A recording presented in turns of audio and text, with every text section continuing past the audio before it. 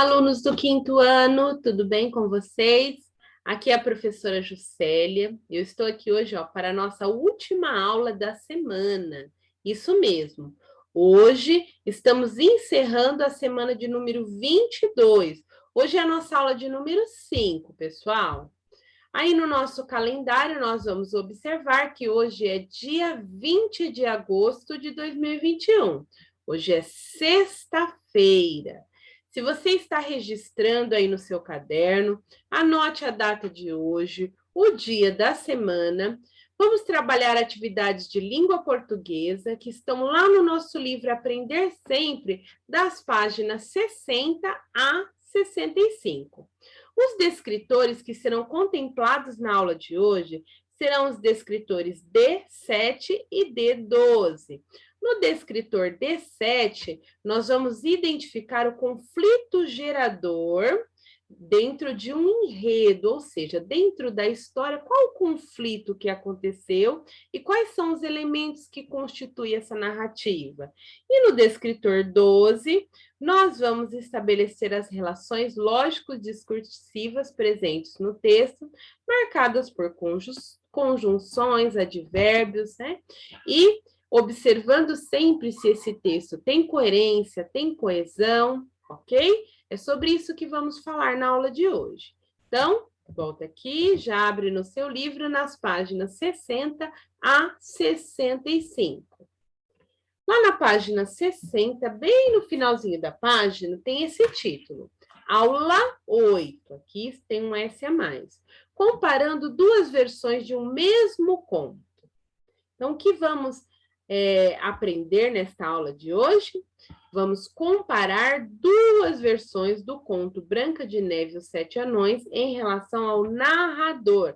Então, a primeira versão que nós vimos na aula da semana passada, que é a versão dos irmãos Grimm, e a segunda versão, que foi a que nós vimos nesta semana, que foi a versão contada pelo Espelho Mágico, certo?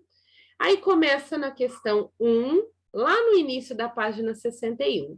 Com a ajuda de seus colegas, preencha a tabela comparativa abaixo, com base na versão tradicional do conto Branca de Neve e da versão do Espelho. Como estamos realizando as atividades em casa, então essa atividade será individual. E nós vamos preencher juntos aqui esta tabela. Eu dividi a tabela em 3 partes para que fique melhor a visualização de vocês, tudo bem? Então, aqui nós temos na primeira coluna alguns aspectos do texto, e aqui nós vamos colocar como é na versão tradicional dos irmãos Grimm e como é na versão do Espelho. Primeiro aspecto, onde acontece a história? Em quais cenários?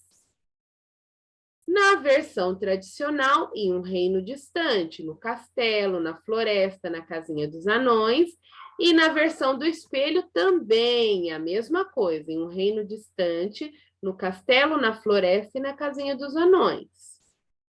Quando acontece? É só observar o início do texto. Lá no início do texto vai falar o quê? Tem uma marca sobre o tempo, algumas palavras que indicam o tempo. No texto original, começou com um dia, e na versão do Espelho, há muito tempo. Quem são os personagens envolvidos?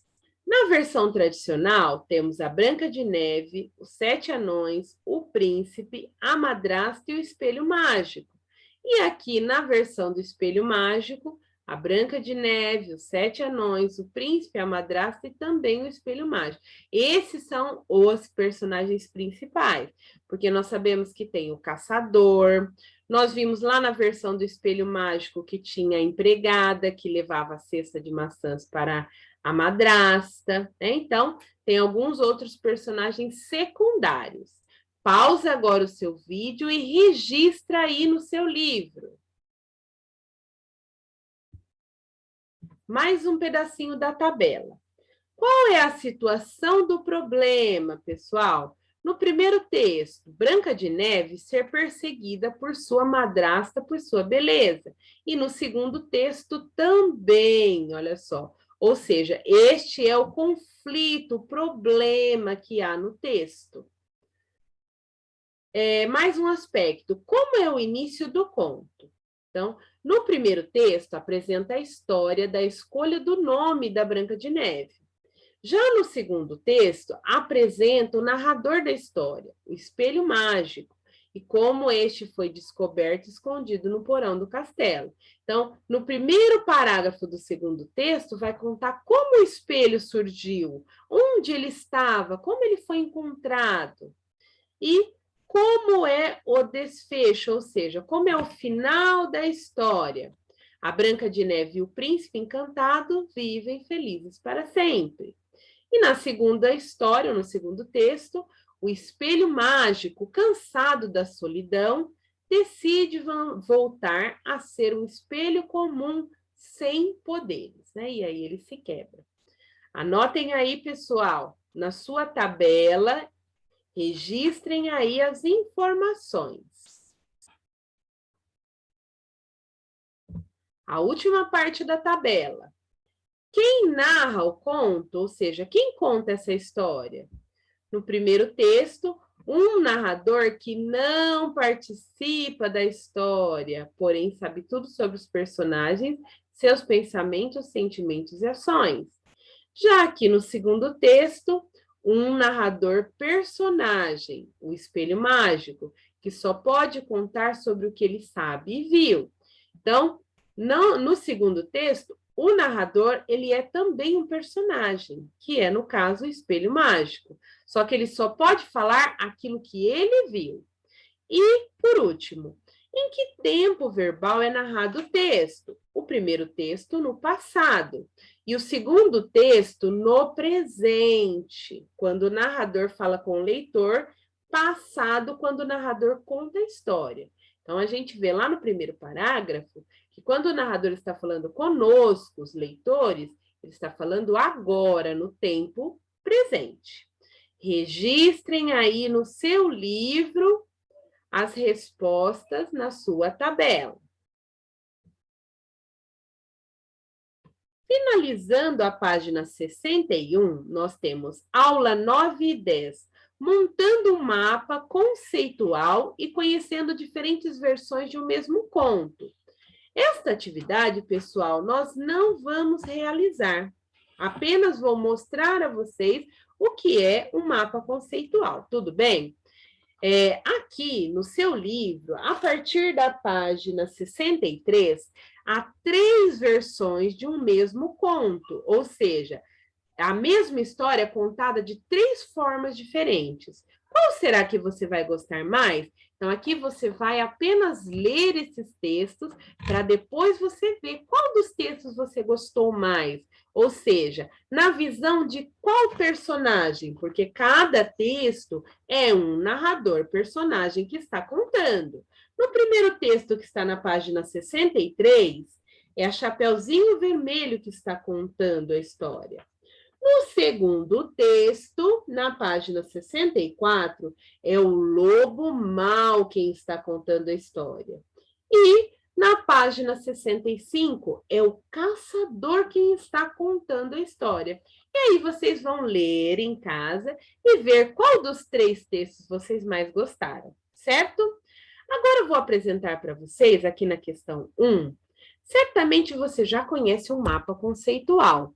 Eles são muito comuns nos livros didáticos e costumam aparecer ao final de uma sequência de estudos, para resumir e facilitar o estudo do assunto em um momento posterior. Veja o mapa conceitual que as crianças do 5º ano fizeram sobre o texto narrativo após estudarem os contos. Então, que eles perceberam? Ó, que o texto narrativo, ele tem um espaço, ele tem personagens, ele tem um tempo e tem um enredo. Então, no espaço, é o lugar onde se passa a história, onde a história acontece. Os personagens são as pessoas que participam da história. O tempo é o elemento que fala sobre o momento em que aconteceram os fatos.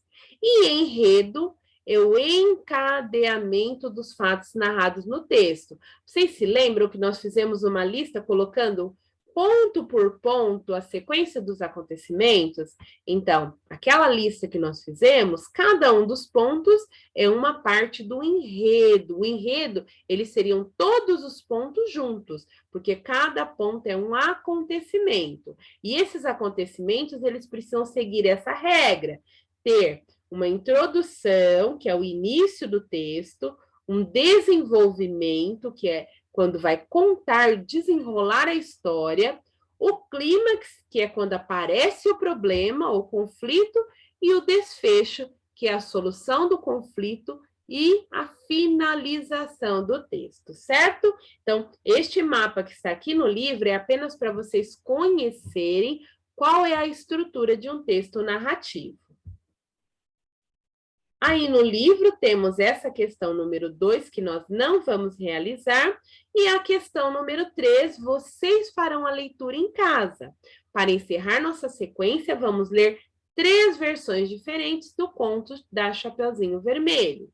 A primeira será narrada pela Chapeuzinho, a segunda pelo Lobo Mau e a terceira pelo Caçador. E como nós já sabemos, a atividade será realizada individualmente, certo? Então, em casa, vocês deverão fazer a leitura do texto na página 63, que é a versão da Chapeuzinho, na página 64, que é a versão do Lobo, e da página 65, que é a versão do Caçador. Certo, pessoal?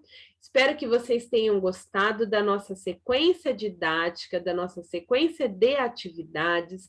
Estamos finalizando mais uma semana e eu quero desejar a todos vocês um excelente final de semana, que vocês possam aproveitar bastante ao lado da sua família. Um beijo e até semana que vem. Tchau, tchau, pessoal!